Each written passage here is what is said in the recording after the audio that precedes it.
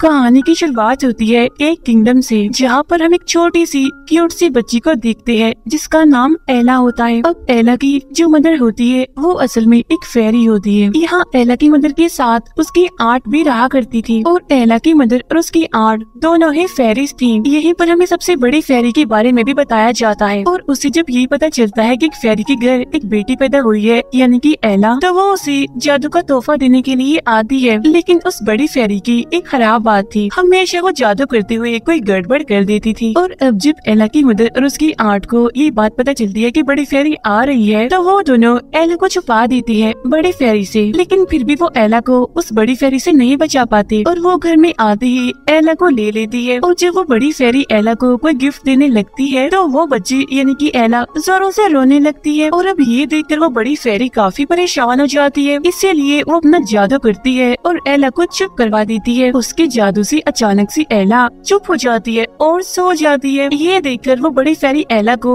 ये गिफ्ट देती है कि एला हमेशा ही दूसरों की बात मानेगी। ये सुनकर एला की मदर और उसकी आंट उस बड़ी फेरी से नाराज हो जाती है और कहती है कि हमेशा लोगों की बात मानना ये अच्छा गिफ्ट नहीं है। ये सुनकर वो बड़ी फेरी कहती है कि अब तो मैंने ये गिफ्ट दे दिया है तो इसीलिए अब मैं इसे वापस नहीं ले सकती। ये कहने के बाद वो बड़ी फेरी वहाँ से चली जाती है और अब इसी ब्लेसिंग यानी कि इसी गिफ्ट के साथ एला को अपनी जिंदगी गुजारनी पड़ती है। और अब दिखते ही दिखते एला बड़ी हो जाती है, लेकिन इस गिफ्ट की वजह से उसकी मुश्किलें भी बढ़ने लगती है और ना चाहते हुए भी दूसरों की कही गई सारी चीजें उसे करनी पड़ती है, चाहे वो अच्छी हो या फिर बुरी हो। कुछ टाइम के बाद हम दिखती है कि एला की मदर की तबीयत काफी खराब हो गई है। एला की मदर बेड पर पड़ी अपनी आखिरी सांसें ले रही होती है, लेकिन मरने से पहले वो एला से कहती है कि मेरी बेटी, तुम अपने इस ब्लेसिंग यानी कि इस तोहफे के बारे में किसी को भी मत बताना, वरना लोग इसका गलत इस्तेमाल भी कर सकते हैं। और हाँ, कोई भी ब्लेसिंग हो, गिफ्ट हो या फिर कर्ज हो, वो किसी इंसान से बड़ा नहीं हो सकता, इसीलिए इन चीजों पर इतना भरोसा मत करो जितना कि तुम खुद पर करते हो। और हमेशा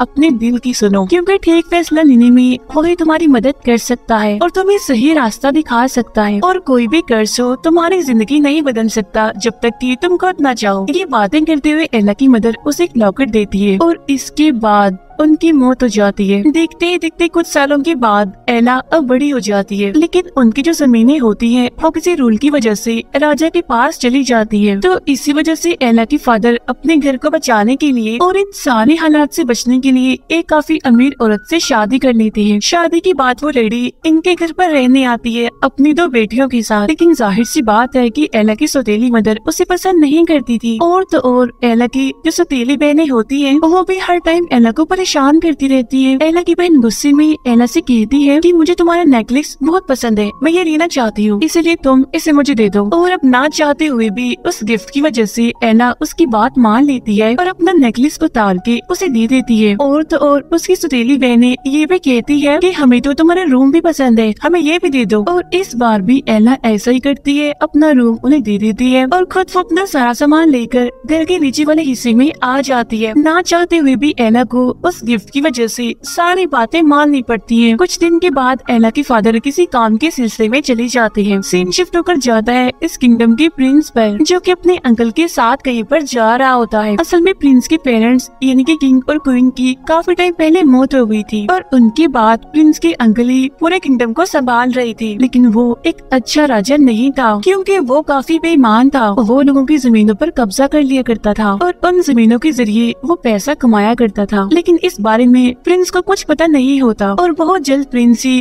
किंग बनने वाला था। एक दिन एला अपने एक दोस्त के साथ मार्केट आई होती है। यहीं पर प्रिंस भी अपनी स्पीच देने के लिए आया होता है। प्रिंस को इस शहर की सारी लड़कियां काफी पसंद करती थी, वो तो जैसे उसके लिए पागल थी। और यहाँ प्रिंस को देखने के लिए एला की सौतेली बहनें भी आई होती है। लेकिन जो एला थी वो इन सारी लड़कियों जैसी बिल्कुल भी नहीं थी और उनकी जमीनें जाने की वजह से वो प्रिंस पर काफी गुस्सा करती है।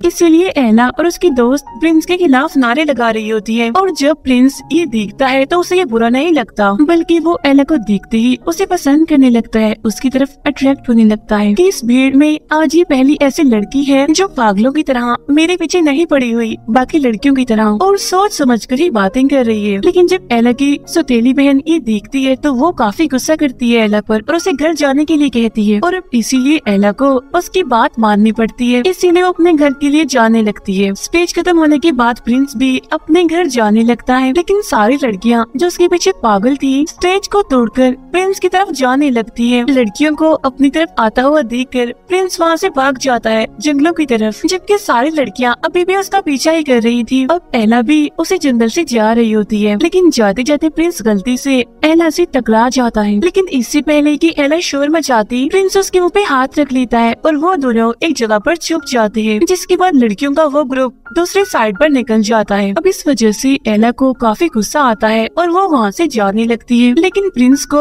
ये बात पता नहीं होती कि आखिर एला इतना गुस्सा क्यों है। इसीलिए प्रिंस बार बार एला से पूछने की कोशिश करता है कि एला आखिर ऐसी क्या बात है, मुझे बताओ तो सही, तुम इतनी नाराज आखिर क्यों हो। लेकिन एला उसकी किसी भी बात का जवाब नहीं देती और उसे इग्नोर करती है। तब ये देखकर प्रिंस जोर से एला से कहता है रुक जाओ वहीं पर, और अब एला उस गिफ्ट की वजह से वहीं पर ही रुक जाती है प्रिंस की बात मानकर। लेकिन तभी हम देखते हैं कि सामने से एक कैरेज तेजी से आ रहा है और वो अब एला की तरफ से बढ़ रहा था। अब उस गिफ्ट या फिर कहें कि उस कर्ज की वजह से एला अपना कदम भी वहाँ से नहीं हिला पा रही थी। लेकिन इससे पहले कि वो कैरेज एला को हिट करती, और अब ये देखते हुए प्रिंस तेजी से एला की तरफ आता है और वो एला को पकड़ के साइड में आ जाता है। इस तरह से एला की जान बच जाती है। जैसे कैरेज जाता है वो दोनों उठ जाते हैं, लेकिन इससे पहले कि एला कुछ बोलती वहाँ पर उसकी दोनों सौतेली बहनें आ जाती हैं। यहाँ पर एला की बड़ी बहन उससे अपनी छोटी बहन के साथ घर जाने के लिए कहती है और उनको भेजने के बाद खुद वो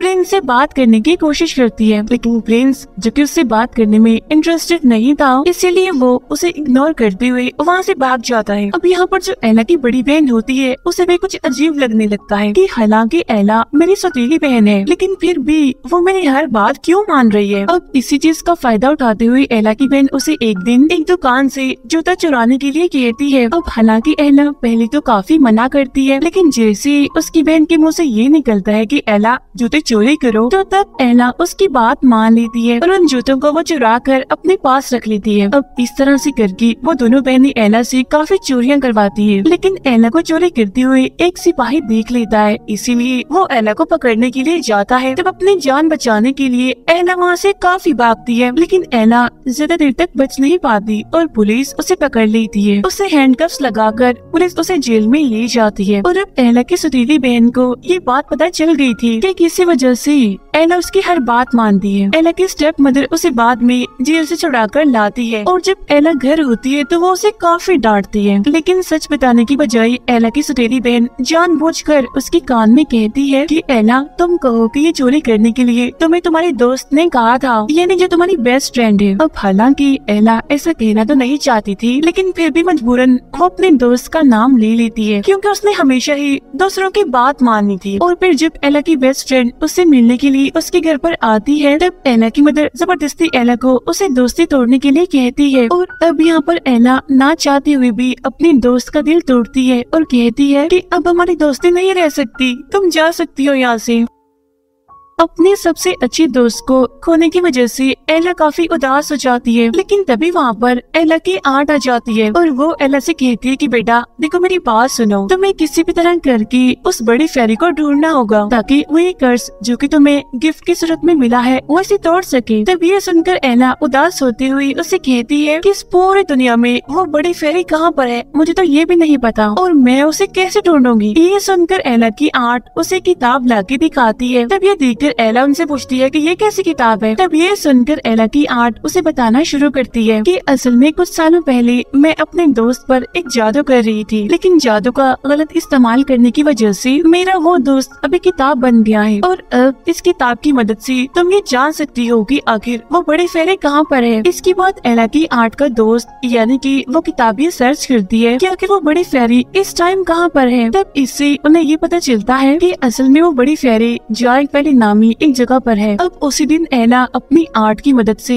वो घर छोड़ देती है, लेकिन बड़ी फेरी को ढूंढने के लिए वो अपने पास उसी किताब को भी रख लेती है। असल में वो किताब बिल्कुल एक मैप की तरह ही काम करती थी और वो किताब हमें ये बता सकती थी कि इस टाइम दुनिया का कौन कौन सा इंसान कहाँ कहाँ पर है। और इसी को फॉलो करते हुए एला बिल्कुल ठीक रास्तों पर जा रही होती है, लेकिन जब एला जंगल से गुजर रही होती है तो उसे किसी की चिल्लाने की आवाजें सुनाई देने लगती है। ये आवाज असल में एक एल्फ की होती है, जिसे दरअसल कुछ लोगों ने बांधा होता है और वो लोग उसे परेशान कर रहे थे। तो वहाँ पर आकर एला उन पर गुस्सा करने लगती है और कहती है कि तुम लोगों ने इसे क्यों बांधा हुआ है, छोड़ो इसे, आजाद करो। तो वो लड़की एला का मजाक बनाते हैं और उसे कहते हैं, लो देख लो, ये लड़की हमारी टांग तोड़ने वाली है। लेकिन उस गिफ्ट की वजह से एला सच में यहाँ पर ऐसा ही करती है और एक एक करके उन सबकी टांगे तोड़ने लगती है। वो उन सबको काफी मारती है और उस एल्फ को आजाद कर लेती है। अब यहाँ पर वो एल्फ अपनी कहानी बताने लगता है। वो बताता है कि दुनिया में लोग एल्फ को ऐसे जानते हैं कि एल्फ लोगों को एंटरटेन करते हैं और एल्फ सिर्फ गाना बजाना और डांस कर सकते हैं। लेकिन असल में मैं एक लॉयर बनना चाहता था, लेकिन मुसीबत की बात तो ये है कि इस किंगडम में सिर्फ इंसान ही लॉयर बन सकते हैं। वो कहता है कि इस बारे में मैं काफी अपसेट हूँ और बहुत जल्द मैं इस बारे में प्रिंस से बात भी करूंगा। यहाँ पर एला भी उसे अपने बारे में बताती है और कहती है कि मैं भी जायंट वैली में जा रही हूँ और मैं वहाँ किसी चीज को ढूंढने जा रही हूँ, किसी मकसद के लिए। तब ये सुनकर वो एल्फ उसे कहता है, लेकिन तुम अकेली वहाँ पर नहीं जा सकती क्योंकि वहाँ पर खतरा हो सकता है और तुम चाहो तो मुझे अपने साथ लेकर जा सकती हो। और इसके बाद वो दोनों एक साथ ही आगे बढ़ने लगते हैं। यहाँ सबसे पहले वो एल्फ एला को अपने गाँव लेकर जाता है और यहाँ ये दोनों रात को डिनर करते हैं। इसके बाद हम उधर किंगडम का सीन देखते हैं जहाँ पर प्रिंस बहुत जल्द राजा बनने वाले थे, इसीलिए उनकी ताजपोशी के फंक्शन का इनविटेशन पूरे शहर को दिया जाता है और उसी दिन प्रिंस की शादी भी होने वाली है, जिसमें कि वो पूरे शहर से एक लड़की को चूज करने वाले थे। अब एला के घर पर जो इनविटेशन कार्ड आया था वो असल में एला के लिए ही था और जब एला की आर्ट उस कार्ड को देख रही होती है तो तभी वहाँ पर एला की सौतेली मदर आ जाती है और लेटर को छीनकर खुद और अपनी बेटियों को लेकर पार्टी में जाने का फैसला करती है। उधर रात में एला और वो एल्फ आराम कर रही होती हैं, लेकिन तभी यहाँ पर प्रिंस के सिपाही आते हैं और वो बहुत सारे एल्फ को मारकर जबरदस्ती पैलेस लेकर जा रहे होते हैं क्योंकि बहुत जल्द वहाँ पर पार्टी होने वाली थी। लेकिन एला और वो एल्फ बिल्कुल ठीक टाइम पर वहाँ पर छुप जाते हैं। फिर सिपाहियों के जाने के बाद वो दोनों आगे बढ़ते हैं। अब जब वो लोग जंगल से गुजर रहे होते हैं तो इन्हें यहाँ पर कुछ अजीब तरह के लोग घेर लेते हैं और ये लोग साइज में काफी बड़े थे। ये लोग एला और उस एल्फ को पकड़ लेते हैं। वो उन दोनों को लटका देते हैं और उन्हें पकाकर बस खाने ही वाले थे। लेकिन तभी वहाँ पर प्रिंस और उसके कुछ सिपाही आ जाते हैं। यहाँ आके प्रिंस इन अजीब लोगों से लड़ता है जिससे एला और एल्फ की जान बच जाती है। असल में ये अजीब लोग वही होते हैं जिसने काफी सालों पहले प्रिंस के पेरेंट्स को मारा था। अब हालांकि प्रिंस को इन लोगों पर काफी गुस्सा था, लेकिन इसके बावजूद भी वो इन लोगों को नहीं मारता, बल्कि वो उन्हें सुधरने के लिए एक आखिरी मौका देता है और वहाँ से जाने के लिए कहता है। अब ये देखकर एला को काफी हैरानी होती है। इसके बाद प्रिंस एला से कहता है कि तुम यहाँ पर क्या कर रही हो, क्या तुम कहीं पर जा रही हो, और अगर जा रही हो तो कहाँ पर। तब एला उसे बताती है कि असल में मैं अपनी फेरी गॉड मदर को ढूंढने के लिए जा रही हूँ, कि एक वैली में है और उस वैली का नाम है जायंट वैली। तब ये सुनकर प्रिंस एला से कहता है कि मैं भी तुम्हारी मदद करने के लिए तुम्हारे साथ जायंट वैली जाना चाहता हूँ। अब हालांकि एला प्रिंस को अपने साथ ले जाना तो नहीं चाहते, लेकिन उस एल्फ के कहने पर एला को प्रिंस की बात माननी पड़ती है। जी हाँ, प्रिंस अपने सिपाहियों के साथ इन्हें जायंट वैली छोड़ने के लिए जाते हैं, जहाँ पर ये सारे लोग ही एक साथ सफर करते हैं। अब रास्ते में मौका देखकर वो एल्फ प्रिंस से कहता है कि प्रिंस, मैं आपसे कुछ कहना चाहता हूँ। असल में मैं एक लॉयर बनना चाहता हूँ, न कि बाकी एल्फ की तरह एंटरटेनर, लेकिन किसी रोल की वजह से सिर्फ इंसान ही लॉयर बन सकते हैं। तब इस बात के बारे में ना जानते हुए प्रिंस उस एल्फ से कहता है कि इसमें मैं तो कुछ नहीं कर सकता क्योंकि ये सारे मैटर मेरे अंकल देखते हैं और जब मैं राजा बनूंगा तो मैं देख लूंगा कि क्या करना है। अब प्रिंस का ये जवाब सुनकर एला उसे समझाती है कि आप कोई मामूली तो नहीं है, आप प्रिंस हैं, आप भी तब्दीली ला सकते हैं और अभी से ही तुम्हें लोगों की मसलों को सुनना चाहिए, उन्हें सॉल्व करना चाहिए। और अब एला की यही बात प्रिंस को काफी पसंद आती है। कुछ ही टाइम के बाद ही तीनों अपना सफर खत्म करते हुए अपनी मंजिल पर पहुंच जाते हैं, यानी जायंट वैली में। यहाँ के जायंट्स को हम देखते हैं जो कि साइज में काफी बड़े थे, लेकिन इसके बावजूद भी राजा के बहुत सारे सोल्जर्स उन जायंट्स को मारकर उनसे काम करवा रहे थे। अब यहाँ पहुँचने के बाद एला को ये पता चलता है कि वो बड़े फेरी तो यहाँ पर है ही नहीं। अब क्योंकि एला को यहाँ पर बड़ी फेरी नहीं मिली थी, इसलिए वो यहाँ से जाने लगती है। लेकिन इस टाइम यहाँ जायंट वैली में एक फंक्शन चल रहा था, इसलिए प्रिंस को आज रात यहीं पर स्टे करना था। इसलिए प्रिंस यहाँ पर एला से काफी रिक्वेस्ट करता है कि प्लीज एक दिन की तो बात है, आज हम यहाँ पर रुक जाते हैं, कल चले जाएंगे। अब प्रिंस के ऐसा कहने की वजह से एला को ना चाहते हुए भी यहाँ रुकना पड़ता है। यहाँ पर जायंट्स का किंग और प्रिंस आपस में बातें कर रहे होते हैं और जितनी भी यहाँ पर प्रॉब्लम्स होती है वो उनको सॉल्व सॉल्व कर लेती है। ये देखकर एला को दोबारा से प्रिंस पर यकीन होने लगता है। यहाँ वो इस फंक्शन में काफी एंजॉय कर रहे होते हैं और अब यहाँ एला को भी प्रिंस पसंद आने लगता है, इसीलिए वो दोनों यहाँ पर डांस कर रहे होते हैं। एला यहाँ पर प्रिंस से कहती है कि मैं अपनी गॉड मदर यानी कि बड़ी फेरी को काफी टाइम से ढूंढ रही हूँ और उन्हें ढूंढते हुए मैं यहाँ तक आ गई। ये सुनकर प्रिंस उससे कहता है कि मैं तुम्हारी मदद कर सकता हूँ। असल में मेरे किंगडम में सभी लोगों के रिकॉर्ड्स हैं और वहीं से हमें बड़ी फेरी के घर का पता मिल सकता है। और अब ये सुनकर एला को काफी खुशी होती है और फिर अगली ही सुबह ये लोग अपने किंगडम वापस आने के लिए निकलते हैं। यहाँ आने के बाद प्रिंस एला को अपने महल लेकर आता है। यहाँ इस टाइम महल में एला की सौतेली माँ और उसकी सौतेली बहनें भी होती हैं। यहाँ पर प्रिंस एला को उस रूम में लेकर आती है जहाँ पर सभी लोगों के रिकॉर्ड्स थे। यहाँ पर आने के बाद एला बड़ी फेरी के बारे में पता लगवाने की कोशिश करने लगती है। ताजपोशी से पहले प्रिंस अपने अंकल से मिलने आती है और उनसे कहती है कि मुझे एला बहुत पसंद है और मैं उसी से ही शादी करूंगा। लेकिन प्रिंस के अंकल ये सुनकर ज्यादा खुश नहीं होते क्योंकि वो खुद ही इस किंगडम का राजा बनना चाहता था, यानी कि वो हमेशा ही अपना कंट्रोल रखना चाहता था और यही वजह थी कि प्रिंस की शादी से वो खुश नहीं होता। तो अब इसी मकसद के लिए एला को अपने रास्ते से हटाने के लिए वो उसकी दोनों सौतेली बहनों को अपने पास बुलवाता है मिलने के लिए।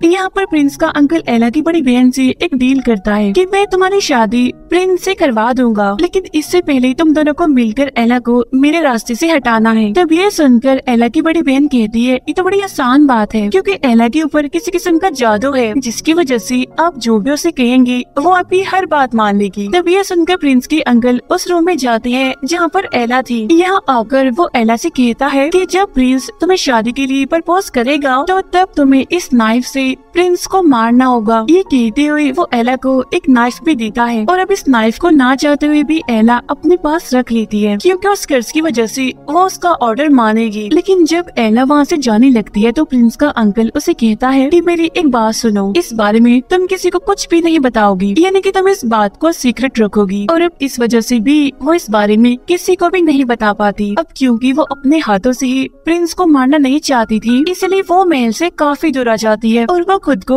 एल्फ से कहकर शहर से बाहर एक ट्री से जंजीरों से बंधवा लेती है। इसके बाद वो उस एल्फ से कहती है कि तुम अपने गांव जाओ और सभी को, इनके एल्फ्स को और जार्स को इस किंगडम में लेकर आओ ताकि वो सारे मिलकर प्रिंस के अंकल को रोक सके। अब जहाँ पर एला बंदी होती है यहाँ देखते ही देखती रात होने लगती है। इस कर्ज की वजह से वो आहिस्ता आहिस्ता करके महल की तरफ खींचती ही जा रही थी, लेकिन इस कर्ज को तोड़ने के लिए वो दिल ही दिल में ये प्रे कर रही होती है कि काश मुझे एक बार वो बड़ी फेरी मिल जाए, यानी मेरी गॉड मदर। लेकिन तभी हम देखते हैं कि उसकी ये प्रे यहाँ पर पूरी हो जाती है, यानी यहाँ पर अचानक से वो बड़ी फेरी आ जाती है जो कि असल में कहीं और जाना चाहती थी लेकिन गलती से वो यहाँ पर आ गई। यहाँ पर बड़ी फेरी को देखकर एला काफी खुश हो जाती है और उसे बताती है कि आप असल में मेरी फेरी गॉड मदर है, लेकिन गलती से आपने मुझे गिफ्ट समझकर एक कर्ज दे दिया। अब इसके बावजूद भी वो बड़ी फेरी उससे वो कर्ज वापस नहीं लेती और कहती है कि एक बार कोई भी तोहफा देकर उसे वापस नहीं लेती। हालांकि एला उसे काफी समझाने की कोशिश भी करती है, लेकिन वो एला की बातों को इग्नोर करके उस पर अपना जादू करके उसे जंजीरों से आजाद करती है। इसके बाद वो एला को काफी अच्छे से ड्रेसअप करती है, यानी कि उसे पूरा तैयार कर देती है, जिससे यहाँ पर एला काफी खूबसूरत लगने लगती है। ऐसा करने के बाद वो बड़ी फेरी जबरदस्ती एला को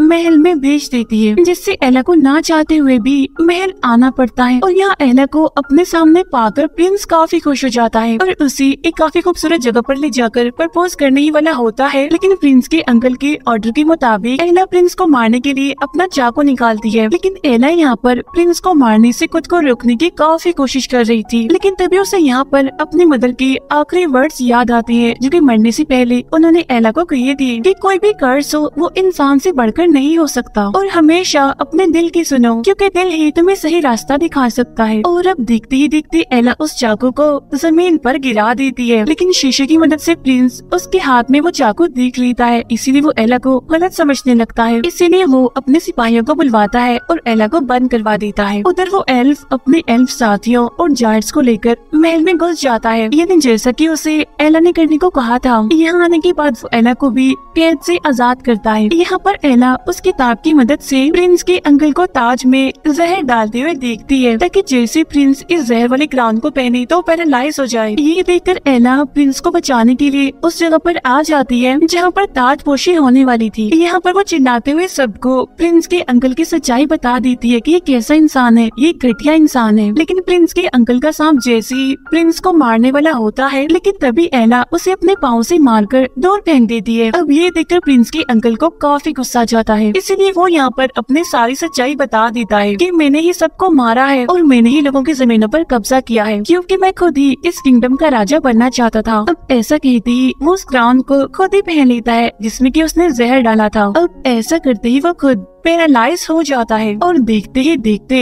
उसकी मौत हो जाती है। ये सब कुछ एला की सौतेली बहनें भी देख रही होती हैं। यहाँ पर एला की बड़ी बहन उसे फिर से ऑर्डर लगाने की कोशिश करती है। तब ये देखकर एला हंसते हुए उसे कहती है कि अब ऐसा कुछ नहीं होगा, मैं तुम्हारी बात नहीं मानने वाली, क्योंकि मैंने खुद ने ही उस कर्ज को तोड़ लिया है। नेक्स्ट सीन में हम देखते हैं कि एला और प्रिंस की शादी हो जाती है। उनके शादी को दिखाते हुए ये मूवी यहीं पर एंड हो जाती है। Thank you for watching.